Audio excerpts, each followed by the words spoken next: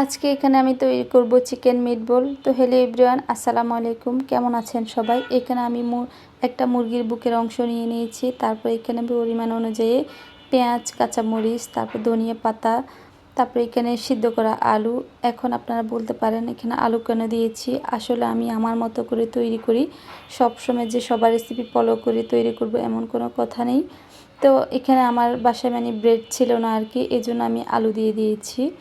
তো এরপরে যে মশলাগুলো লাগে আসলে মিটবল তৈরি করার জন্য ওগুলো দিয়ে দিয়েছি সবগুলো। তারপর এখানে এখন আমি দিয়ে দিয়েছি বারবিকিউ মশলা। তারপর এখানে সস দিয়ে দিচ্ছি, আমার বাসায় নিজের তৈরি করা সস। এখন আমি এগুলোকে ব্লেন্ড করে নিয়ে আসব। তো আমার কিমাগুলো ব্লেন্ড করা হয়ে গেছে। এখন আমি হাতের মধ্যে তেল মেখে, সয়াবিন তেল মেখে তারপর এগুলো বানিয়ে নিব, তাহলে শেপটা সুন্দর আসবে আর কি। তো এদিক থেকে আমি চুলায় একটা প্যান বসিয়ে তারপর এখানে কিছু পানি বসিয়ে দিয়েছি, পানিটা ফুটে আসলে তারপর দিয়ে দিব মিটবলগুলো। তো এখান থেকে কিছু মিটবল আমি বিকেলে নাস্তার জন্য রাখবো, আর কিছুটা মিটবল আমি ফ্রোজেন করে রেখে দেবো বাচ্চার টিফিনের জন্য। এই ধরনের খাবারগুলো ফ্রোজেন করা থাকলে তাহলে আমাদের সকালবেলা আর ঝামেলাটা একটু কম হয়। তো এদিক থেকে আমার মিটবলগুলো প্রায় সিদ্ধ হয়ে গেছে, এখন আমি উঠিয়ে নিচ্ছি। আর মিটবলগুলো খেতে মাশাআল্লাহ অনেক বেশি মজা হয়েছিল। তো আজকে আমি ভয়েস দিতে এসে আমার অনেক বিরক্ত লাগতেছে, শুধু ঘুম পাচ্ছে। কি বলবো, প্রতিদিন আমি ভয়েস দিতে আসলে আমার শুধু ঘুম পায় এই আর কি। এই জন্য আমি বেশিরভাগ লং ভিডিওগুলো একদমই আমার পেজে কম আপলোড করি। আমার কাছে ভয়েস দিতে একদমই ভালো লাগে না। তো কিছু করার নাই, সপ্তাহে অন্তত একটা হলেও তো দিতে হবে, না হলে তো পেজের অবস্থা এমনিতেই খারাপ, আরও খারাপ হয়ে যাবে।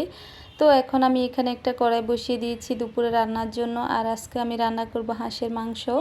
তো এখানে আমি সব রকমের রেগুলার মশলাগুলো দিয়ে নিয়েছি, মশলা যেগুলো যায় আর কি মাংসের সাথে, ওগুলো দিয়ে নিয়েছি। তারপরে এই যে এখন ভালো করে কষানোর জন্য একটু পানি দিয়ে দিয়েছি। আর এখন এই যে হাঁসের মাংসগুলো দিয়ে দিচ্ছি। হাঁসের মাংসগুলোকে আমি আসলে একদম ছোট ছোট করে কেটে নিয়েছি যাতে মশলাগুলো ভালো করে ঢুকে যায়। তো এটা ছিল একটা চীনা হাঁস। তো এই হাঁসটা নিয়ে আসলে একটা কাহিনী হয়েছে। তো যখন আমি বাজার থেকে নিয়ে আসছিলাম হাঁসটা, আসলে একটা মহিলা থেকে নিয়েছিলাম পালা হাঁস আর কি। তো কোনো দোকানদার আমাকে ড্রেসিং করে দিচ্ছিল না হাঁস। তো এরপরে আমি হাঁসটা নিয়ে এসেছি বাসায়। আর এসে আমি আর আমার বোন সহকারে অনেক কষ্ট করে, জীবনে প্রথমবার আমি এভাবে হাঁস আসলে পরিষ্কার করেছি। তো আমার বোন সহকারে আসলে বোনের সহযোগিতা নিয়ে তারপর এটাকে আমি রেডি করে নিয়েছি আর কি রান্নার জন্য। তো এই জন্য আমি একদম ছোট ছোট করে কেটে নিয়েছি যাতে মশলাগুলো ভালো করে ঢুকে। আর যেহেতু চীনা হাঁস হয়তো কোনো গন্ধ আসতে পারে, এই জন্য আমি একদম ছোট ছোট করে কেটে নিয়েছি। আর এই যে আলু ছাড়া তো হবে না, এজন্য কিছু পরিমাণ আলু দিয়ে নিয়েছি। তো আজকে আমি